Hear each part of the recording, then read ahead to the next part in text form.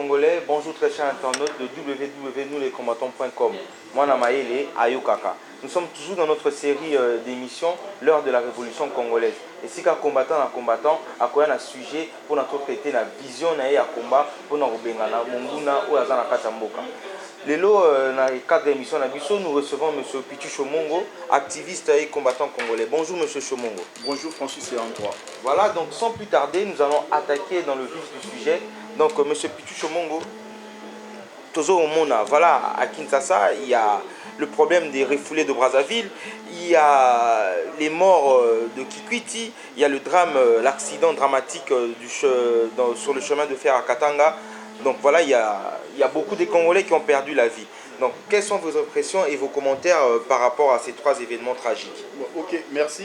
Bon, moi je vais plutôt m'atteler sur ce qui s'est passé au Congo-Brazzaville, parce que je pense que c'est plus, en fait, c'est pas plus dramatique que les autres, mais bon, je considère que ça relève vraiment de la volonté directe du pouvoir en place qui est à Kinshasa, de pouvoir bloquer ou stopper toute idée ou toute poche de résistance qui peut subsister dans le pays voisin. Comme on sait, le Congo a 9 pays frontaliers et aujourd'hui, il y a au moins 7 pays qui sont acquis au pouvoir en place. Donc il y a les 2 pays aujourd'hui qui étaient encore, où il y avait encore des doutes en ce qui concerne d'une éventuelle résistance ou proche des compatriotes qui pouvaient se servir de ces 2 pays-là comme base arrière et enfin de renverser le pouvoir de Kinshasa. Donc voilà. Donc l'idée, selon mon avis en tout cas du pouvoir en place, c'était de pouvoir avoir le contrôle de ces 2 pays qui restent avec la complicité du Rwanda, parce qu'on sait que le Rwanda avait envoyé au Centrafrique de milliers de soldats au nom de la paix. Donc voilà, mais la démarche était plutôt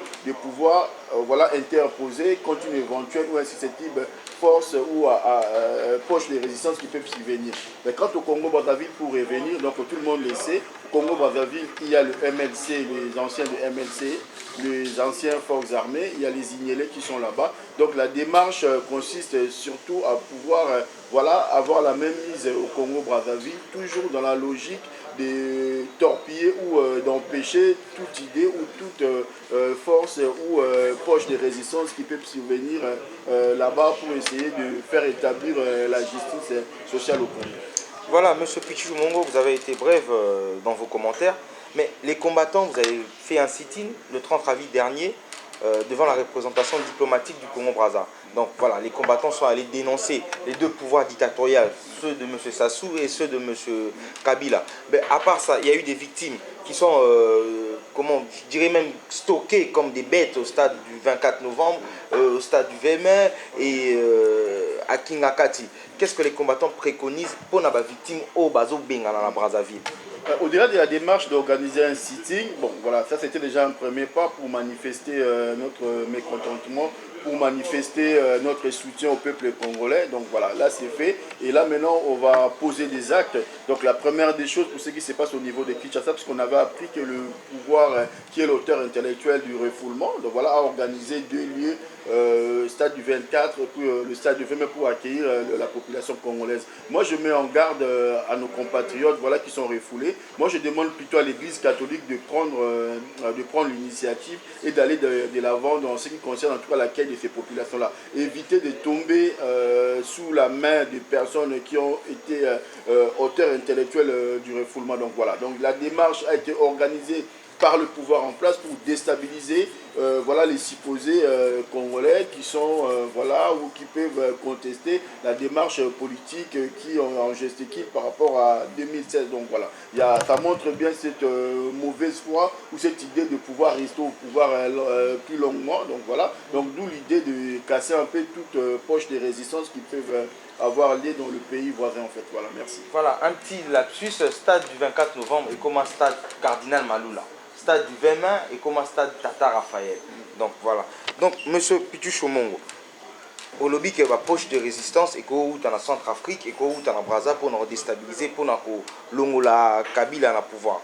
Mais pour revenir à tous les drames, refoulé à Brazzaville, mort na Kikwiti na Matanga 40 jours il y a Kester, déraillement à train à Katanga. Si le gouvernement na biso tout le monde na mboka la Corée du Sud. Ferry et Bomi Batou 74. C'est même pas le Mokondia Ferry wana, ni ministre de la Transport, mais Premier ministre ya mboka wana a démissionné, a rendre démission na ye. Sikoyo na mboka na biso toyebi gouvernement na biso mutu moko a remettre non démission na été ezala gouverneur à ville à Kinshasa. Même ambassadeur na gouverneur à ville à Kinshasa monsieur Kimbuta, ambassadeur na biso na Brazzaville monsieur Muzungu, il branche pas. Yemoko alias Kabila azo branché te. Sikoyo bino ba combattant boké ko gangela Sassou. Question nanga ezabwe. Biso moko nan toujours respecter population na biso te. Et olingi voisin a respecter yo siko vanda robeta ka moi sino mikolo nyonso. Olingi ton voisin robeta moi sino bato gangela voisin. Pour voisin mona ki ndenge yo beta ka moi sino. Siko ba combattant.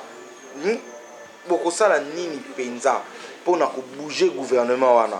Mais moi, je pense que la première des choses, on doit faire une lecture politique sur la situation. Dans la situation qui s'est passée au Congo actuellement, c'est une démarche voulue et organisée par le pouvoir en place. Donc, raison pour laquelle il y a ces côtés silence de la part de Kinshasa. Donc voilà, pour revenir ce qui s'est passé à Kikwiti et dans la province Katanga. Donc moi, comme je vous ai dit, quand on est auteur responsable de ce qui se passe là-bas, on ne peut que se taire en fait. Quand on dit, donc voilà, c'est le silence complice en fait. Donc, tous et la miracle Msouté, donc gouvernement à Kinshasa.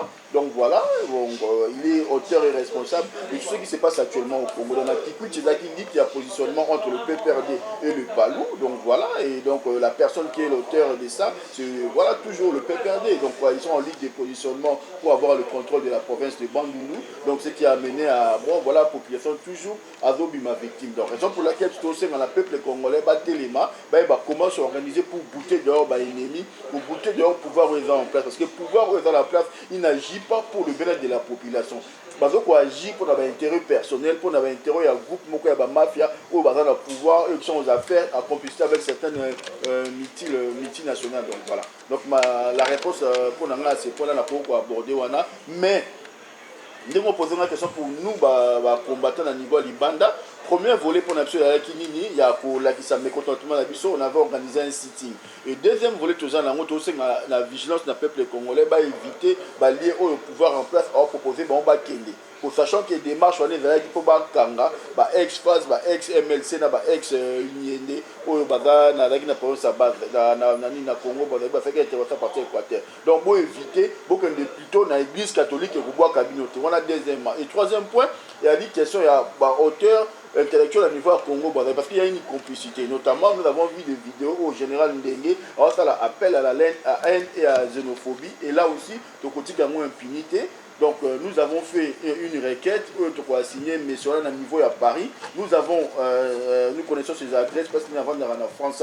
Donc procédure à la cour d'assises. Voilà. Et puis quatrièmement, nous avons fait une demande explicative au commissariat de réfugiés, à niveau à Genève.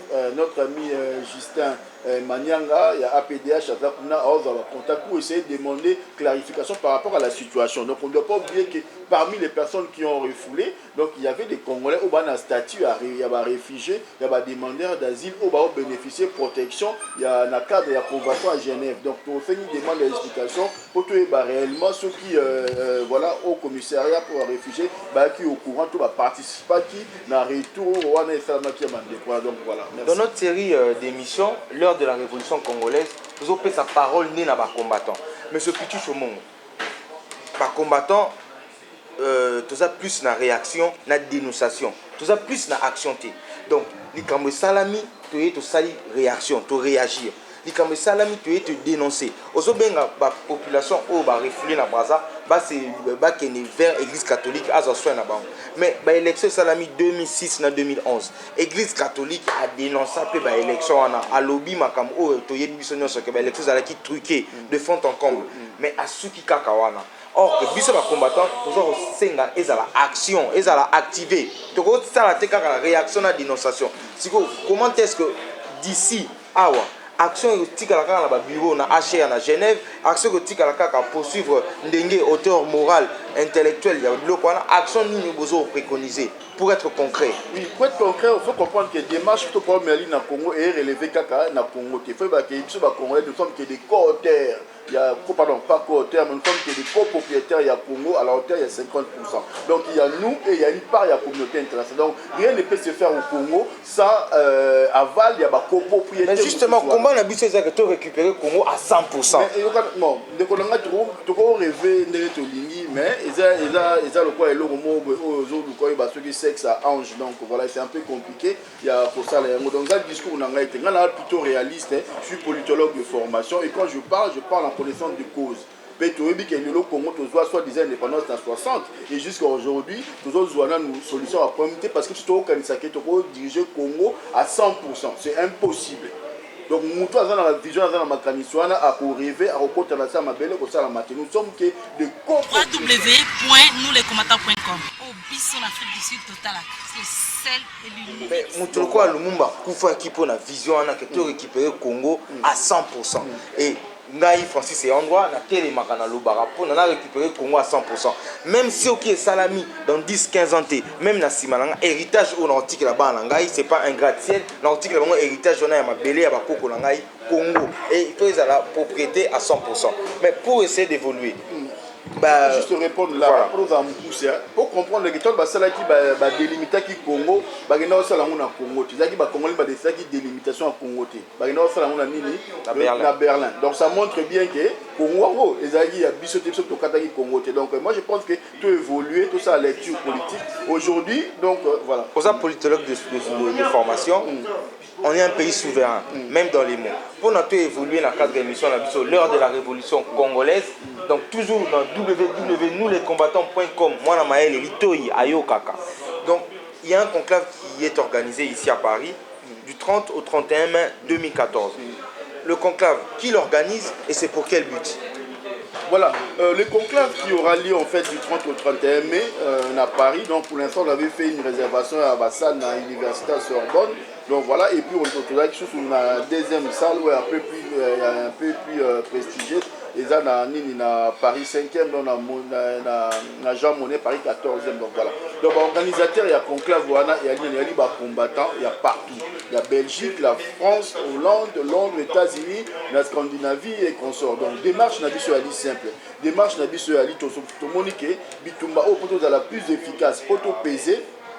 Il faut tout fédérer autour d'un projet où idéalement on peut mettre ça en avant. Donc tout le la logique, il y a la ligne, il y a positionnement, tout le la logique, il y a la côté individu à la tête. Donc sur le ligne, tout faut fixer surtout ligne moko ya combat et puis objectif moko ya combat. Donc voilà parce que jusqu'aujourd'hui tozo bunda mais bon pas un ordre de disperser mais plutôt dans la logique il y a mutu na mutu avec les chemins na mouvement sur la plateforme na. Monsieur Pitu Chomon, biso toujours reproché ba politiciens basés en Congo makambo ebele. Conclave après conclave. C'est pas le premier conclave des combattants et salami.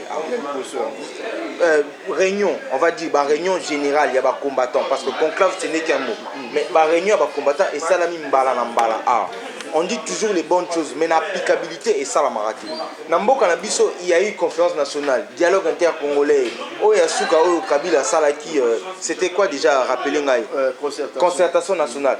Bisopé awa réunion après réunion ninya ba bazo continuer ko kufa ba refoulé ba na braza tozo continuer kaka réunion après réunion conclave après conclave pour finalité la makamona nyo ces années non finalité ça qui non parce que monition bossa et loko boza makanisme mo côté bossa la no ba réunion ba conférence boza na idée mo côté parce que le clivage le salami clivage salami il y a ba ndeko ba na logique il y a okende pour ça la opposition institutionnelle, c'est-à-dire opposition à la carte du système Oyoyo et la mafia na Congo. Et nous sommes des pas de ceux-là. Donc, tout le monde a besoin d'un conclave et à l'Ibandeko Oyoyo, il y a une ligne, il faut que le peuple a se soulever. Pourquoi? Parce que dans l'histoire, il y a Congo. Et dans le lobby, il y a eu des conférences, il y a eu des conclaves, il y a eu des forums et apporta jamais solution. Mais il y a eu aussi des groupes parmi les rébellions européennes et apporté solution. Mais nous n'avons eu que 2 soulèvements.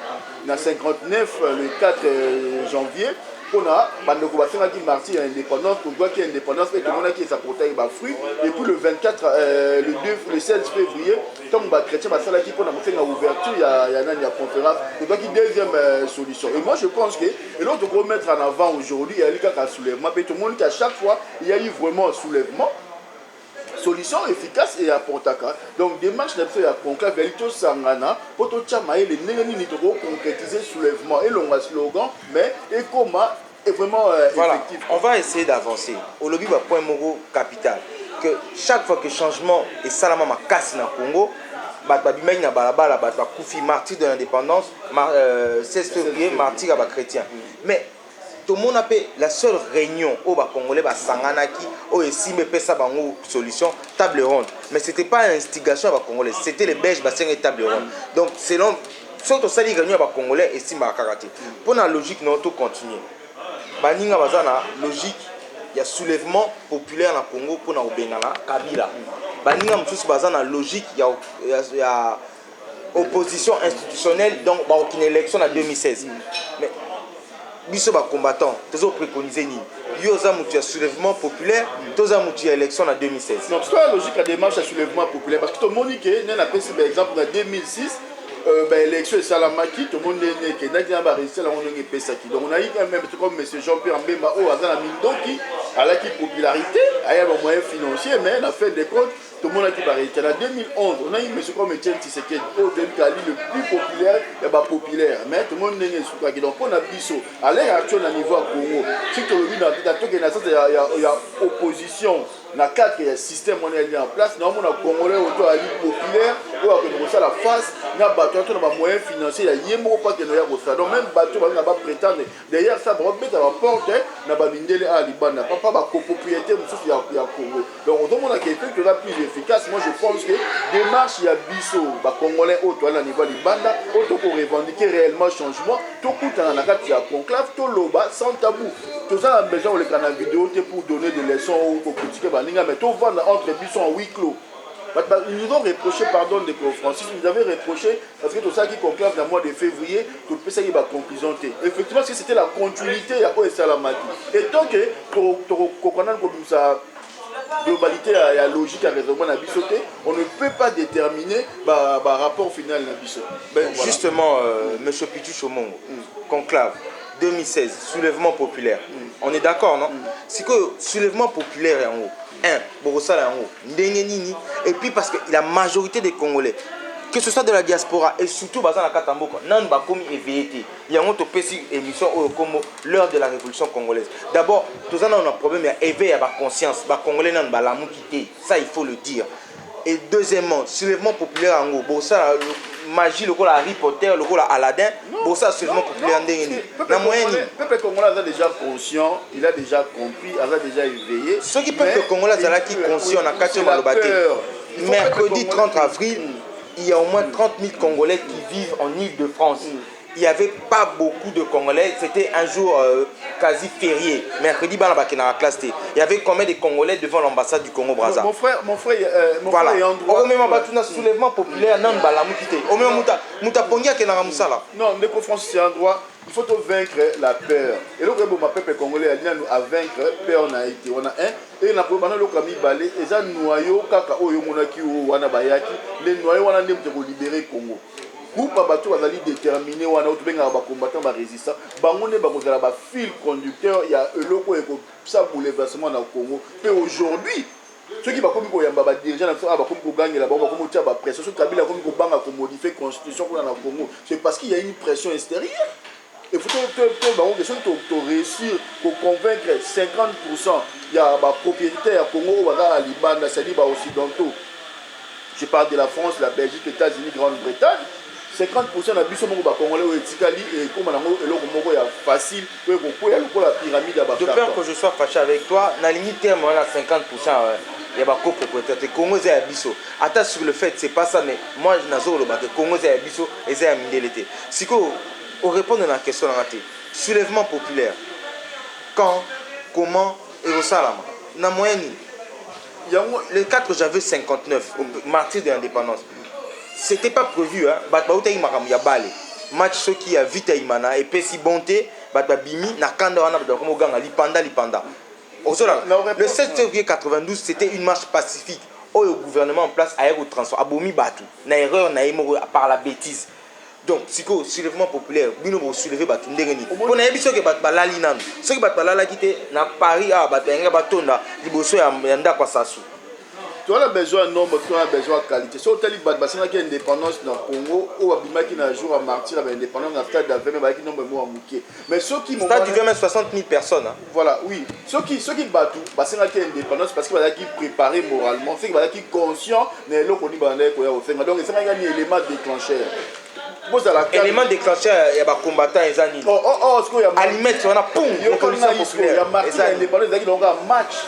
Élément déclencheur, match. Élément déclencheur, le 16 février, conférence nationale. Oh, il y a des combattants, c'est que ils ont la moment où il y a parce que tu as dévoilé parce que tu as anticipé les moyens d'abus. Donc voilà, élément déclencheur, les armes ne pas. Tout le monde qui révolution pendant qu'il a baptisé pendant qu'il a mambiqué pendant qu'il a fou lipa quand on a comparé tes makama baptisé na ba égyptien et outaki ah ba mindele mbasa qui on comparer tes non n'a pas sûr pour comprendre l'élément déclencheur parce que le retour dans l'histoire et là on est banda qui dans notre cas mapa balala ne ba après il y a des donc voilà donc il y a toujours l'élément déclencheur donc les autres travaillent de façon nous mobi que outaka libanda ça veut dire to ko nier impact ya occidental donc ko wanga na te que non Congo ndenge kana femme bateau baza bamboka o muso ya libanda poto ali nango samba ngo ilo mo sala mate donc tous allez un peu conscient là-dessus donc tous allez honnête et tous allez bala batu vérité tout ça la vraie lecture politique moi je vous parle en tant que politologue en tant que diplomate en tant que muto ayebi question en relation internationale donc muto ayebi que droit international public muto ayebi ba valeur tout les incarner monde donc lelo on ne parle pas pour rien merci donc bana Congo ba combattant c'est l'élément déclencheur et Memabiso na soulèvement populaire. Alias Kabila a recommandé le 21 mai 2014. Donc voilà, la dernière fois que Kabila était ici, c'était pour le sommet France-Afrique. Tu vas qui est Bamaki, tu vas bien zoyer, tu liaé Mobimba, mais tu vois qui était. C'est le 21 mai 2014. Qu'est-ce que vous parce que c'est 10 jours avant conclave. Mais est-ce que vous allez plus préparer dans ma course à conclave ou bien plus préparer la réception à Kabila pour que c'est un mbata na ninga ba combattant lumbe moite. Na niveau conclave ba doit travailler en commission, la commission zali ba bazo travailler donc ils doivent permettre biso et donc pour empêcher biso te to ba stratégie monsieur qu'on arriver à ndeko alias Kanambe ou azo de côté non excusez un peu bon alias Kabila ou azo yawa donc pour excuser ngai donc la langue exacte un peu plus rapide donc voilà alias Kabila dit koya kanacha donc toujours préparer en conséquence donc biso ba ndeko to ali nous avons discuté avec les amis, tout ce qui est en mobilisation. Bien que tu aies vu que le service de renseignement, le service de sécurité, vous allez la paix en alerte maximum pour empêcher Bisso, mais le fait que tu sois présent jour pour quand même significatif, et en même temps, il permettre à Bisso de s'imposer dans le chiquier et tout la dit à le monde entier qu'effectivement, Bisso a toali Libanda, donc de contester Batouana. Donc, M. Pichu Chomongo, donc pour résumer, combattants, tous ça condamnés, drame tragique, il y a Brazzaville, il y a Kikwit, il y a Katanga, paix aux morts. Donc, tu vois une minute de silence pour Nabango. Donc, sit-in, il y a des combattants le 30 avril, c'était une totale réussite. Sassou avec Kilolaka, il y a des combattants. Donc, conclave, le 31 mai 2014 à Paris, il y a des combattants. Et puis Kabila, toujours au Zelayo, le 21 mai 2014. Bongo, donc, tu aurais retenu élément déclencheur pour un soulèvement populaire. Ingeta, M. Pichu Chomongo, c'est un plaisir. Un mot de la fin sur la oui, mot de la fin. Parce que toujours dans le cadre de la continuité, parce que nous avons fait des démarches pour la reconnaissance, il y a génocide de Samaïna au Congo, et tu as avancé significativement. Donc là, il y a un comité de soutien, donc comité d'action pour la reconnaissance du génocide de Namboka Nabiso, et Créamé et Salami, et Zalina Bandeko, il y a Mboka Weskato Vandi, il juriste, il y a renommé, il y a grand nom, il y a soutenir Biso pour faire valoir droit wana. Donc le 21 juin, na mur de la paix, sitting en mune les alliés. Donc date on a date par hasard et date OK, on a bien réfléchi, fait la musique, batino baroda libanda, bandele tout baroda libanda et de profiter moment on a pour ça ba caliko, ba banderole nion surtout autres on a pour faire passer message, il y a reconnaissance, il y a génocide dans la Mboka Nabiso. Donc encore une fois, on fait dans le 21 juin, hormis le 21 mai, hormis le 16 mai, les 30, les 31 à conclave. Donc le 21 juin, événement Mounene, au Ezali, dans Mboka France, et au Dakar Moko unique, et on appelle tout le monde Baya, devant Mur et paix. fitting ezali, musique ezali, parce que ezali jour wana ezali sonorisation ezali autorisé. Donc tokomema bakaliko babanderole tout avec comité ya nini ya action pour la reconnaissance du génocide ya Congo. Donc ndeko pe alone pe na senga ndeko Francis et en droit aza pe to senga ki a chargé la communication pour lancer événement ya comité ya action pour na Congo. Donc ezali nango, ça n'a rien à voir avec nini, mais ezali comité d'action pour la reconnaissance du génocide ya Congo, parce que to sali ba courrier, to sali ba démarche belé, mais ce que to sangi si force wana autour ya comité moko ba revendication na biso nyonso tout et kozala fondé, et le comité existe, il est composé na ba biso bande kwa mboka eza ouvert parce que ça vient juste de se créer. Waza na besoin à contact na ndeko Francis bamindele msupe bali ba Pierre Péan ba tebele belé à Paul Barry, on a essayé de contacter bataminer pour la cause ba élément pour renforcer proposition de loi autour de ça à niveau France pour le parlement en France va reconnaître le génocide. www.nouslescombattants.com. Au bis en Afrique du Sud total, c'est celle et l'unique. Voilà, peuple congolais, on est arrivé à la fin de notre émission. Juste un petit rappel. Si tu es à nous les combattants et salami pour la polémique, nous appelons neutre, nous avons demandé pour la Congo, il y a solo. Au nyonso ayebi, azana makambo, il faut tambusa Congo, il faut développer Congo, il faut libérer Congo, azana le bienvenu dans le site www.nouslescombattants.com. Donc, tout ça, tu as battu, tout ça, la neutralité pété, tout ça pour la Congo. Monsieur Pitu Chomongo, ce fut un plaisir. Si vous avez un dernier mot, reprenez ça un message. Dans le Baka pour la bande de surtout à Congo, site nous les combattants et à seul site et à commercialité. Donc hier azwaka don ya ba publicitaire té azwaka rapé azwaka ni mbongo na ba démarche na ça. Démarche na yali kaka à informer peuple congolais sur la réalité ya mboka na biso. Démarche na yali à conscientiser peuple. Donc nako kosenga la bande ko tout o bazo bundela réellement pour na mboka na biso, o bazo bundela réellement pour na Congo, même pour un don ya 1 euro, même pour un don ya $1 ici Kazali. Tout mais quand tout ça l'effort tout aider site et ali même site o a dit bon pas vu ba proposition ndenge na ndenge ya ba millions mais a boyi et a préféré azala au service ya peuple congolais, azala au service ya mwana que ba congolais au bazo la passe na bango moko. Donc a vivre kana don quelle ba publicité donc a vivre kana ba don pe ya ba multinationalité, donc a ligne dans la 100% congolais. Donc ali seul site o ali 100% congolais, o ali 100% démarche commercialité, donc tout soutenir tout tchaï maboko, donc voilà contribution à des symbolique et à symbolique parce que ça fait partie à combat. Donc tu as celle si tu as un message à combat sans parti pris, sans clivage, sans intérêt personnel, leur à mettre en avant valeur et à combat, valeur à peuple congolais. Donc 1 euro symbolique pour nous les combattants, c'est qu'à 1 euro symbolique pour nous les combattants, la Congo et le peuple congolais, puis la Congo et 8 millions de morts, tout ça 1 euro symbolique pour aider si nous les combattants. Puis le lot est comme une référence na biso. Na matière établie le lot tout ça la action humanitaire, tout action pour le combat, pour les millions de morts, tout le monde pour le Congo, nous les combattants et à référence à biso pour le Congo. Merci Ingeta. Ingeta.